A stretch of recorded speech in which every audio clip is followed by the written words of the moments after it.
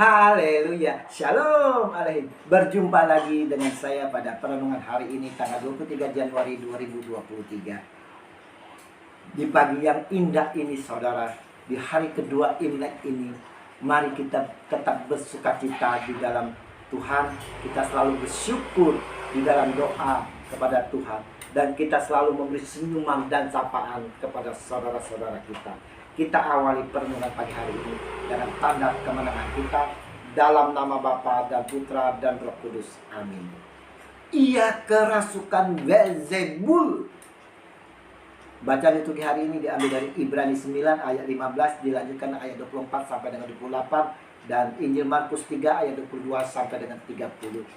Saudaraku yang terkasih, kalau kemarin kita melihat saudara bagaimana Yesus Tuhan saudara dianggap oleh saudara-saudaranya tidak waras sehingga hendak mengambilnya saudara. Dan hari ini saudaraku yang terkasih, ahli-ahli Taurat yang datang dari Yerusalem berkata, ia kerasukan Beelzebul, dan dengan penghulu setan ia mengusir setan. Markus 3 ayat 22. Saudaraku, konon Beelzebul adalah rajanya setan-setan atau kepala dari iblis yang jahat. Jadi kalau ahli-ahli Taurat yang datang dari Yerusalem itu berkata bahwa ia kerasukan Beelzebul, artinya saudara, mereka menuduh Tuhan Yesus kerasukan raja setan atau kepala iblis. Mereka menuduh Tuhan Yesus mengusir setan dengan penghulu atau kepala setan. Artinya saudara, mereka sungguh sangat menghina, mengejek, mengolok-olok, mencaci maki dan memfitnah Tuhan atas kuasa dan kemuliaannya. Yesus menanggapi perkataan mereka dan berkata, bagaimana iblis dapat mengusir iblis? Markus 3 ayat 23. Mereka tak memahami akan kuasa Roh Kudus saudara yang bekerja di dalam diri Yesus. Dan ini termasuk kategori menghujat Roh Kudus. Menurut Kamus Bahasa Indonesia saudara, kata menghujat berarti mencela, mencaci. Nah, sebagai pengikut Kristus pun kita sering mencela, mencaci sesama. Tanpa kasih lagi kita selalu bersikap seperti ahli-ahli Taurat. Bahkan kesaksian, pengalaman pribadi saudara kita yang dialami bersama Kristus, di mana mendapat jamahan dan kuasa mukjizat pun kita cela, kita caci bahwa dia kerasukan. Bukankah ini saudaraku yang terkasih sama dengan ahli-ahli Taurat? Berarti juga kita menghujat Roh Kudus saudara. Roh Kudus yang bekerja atas saudara-saudara kita. Timbul pertanyaannya saudaraku, mengapa seseorang dapat menghujat Roh Kudus? Kalau kita selidiki saudara, mengapa? Tiada lain, yang pertama saudara, tidak tahu Roh Kudus adalah Allah. Yang kedua, tidak percaya Roh Kudus adalah Allah. Yang ketiga, yang ini sering sekali kita lakukan saudara, secara sadar maupun tidak sadar. Kita sering meremehkan firman Allah. Dan yang keempat, itu di luar kita yang berbeda keyakinan iman dengan kita. Mungkin kita percaya Yesus adalah Allah, tapi saudaraku, kita meremehkan firman-Nya. Begitu banyak tertulis di dalam firman akan kuasanya. Begitu banyak mukjizat-mukjizat yang dilakukannya. Kuasanya, mukjizatnya, ya dan amin. Dahulu, sekarang, dan selama-lamanya saudara, selalu menyertai kita. Kalau dulu zaman Yesus sendiri melakukannya. Tapi saat ini, Yesus yang telah bertahta di sorga, Roh Kuduslah yang berkarya di dalam kehidupan kita, pribadi lepas pribadi saudara.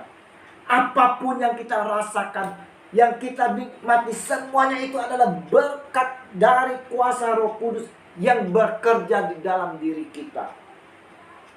Yesus menanggapi kritikan ahli Taurat dengan perumpamaan yang sangat jelas sekali pada hari ini, saudara.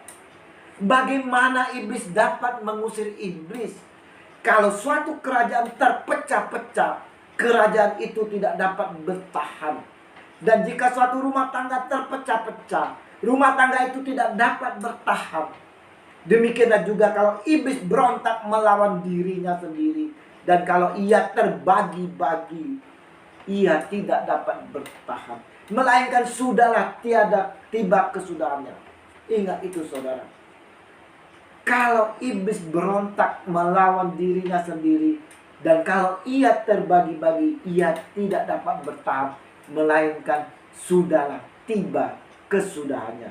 Tetapi tidak seorang pun dapat memasuki rumah seseorang yang kuat untuk merampas harta bendanya, apabila tidak diikatnya dahulu orang kuat itu.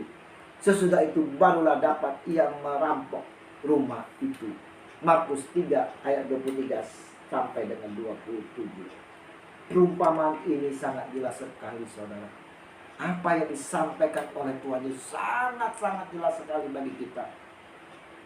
Dengan keras Yesus menyampaikan kepada mereka, juga kepada kita saat ini, saudara, kepada saya dan saudara-saudara. Ingat ini, saudara. Aku berkata kepadamu, sesungguhnya semua dosa dan hujat anak-anak manusia akan diampuni. Semua hujat yang mereka ucapkan. Tetapi apabila seorang menghujat Roh Kudus, ia tidak mendapat ampun selama-lamanya, melainkan bersalah karena berbuat dosa kekal. Markus 3 ayat 28 dan 29. Ingat, saudara, ini peringatan Tuhan Yesus. Dosa apapun dapat diampuni, tetapi dosa melawan Roh Kudus, menghujat Roh Kudus, itu adalah kekal. Maka tempatnya sudah kita bayangkan itu, saudara.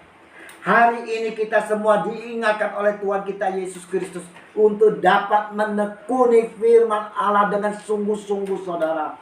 Setiap hari, dan mohon hikmat Allah agar supaya pikiran kita dibuka dan diberi pencerahan memahami firman Tuhan yang kita baca dan kita renungkan.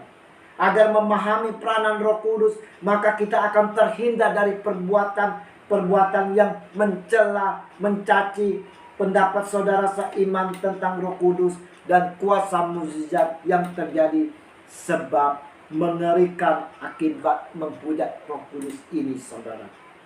Janganlah kita saling mencela atau mencaci, saudara. Dikala menerima kesaksian-kesaksian saudara-saudara kita, kita harus dapat mengamini dan bersyukur serta memuliakan Tuhan. Kalau ada saudara-saudara kita boleh mengalami jamahan kasih Tuhan Yesus yang begitu besar, mari saudara-saudara terkasih, kita mau minta hikmat kepada Tuhan melalui kuasa Roh Kudus, supaya kita selalu dapat berjalan hidup di dalam kebenaran Tuhan. Dan kita tidak lagi dengan mudahnya untuk mencela dan menghakimi maupun mencaci saudara-saudara kita. Dalam kasih Yesus Kristus, kita bersama Roh Kudus yang selalu menyertai kita, kita mau selalu mendalami firman-Nya dan melakukannya kini dan sepanjang segala masa. Amin. Dalam nama Bapa dan Putra dan Roh Kudus. Amin. Shalom Aleichem.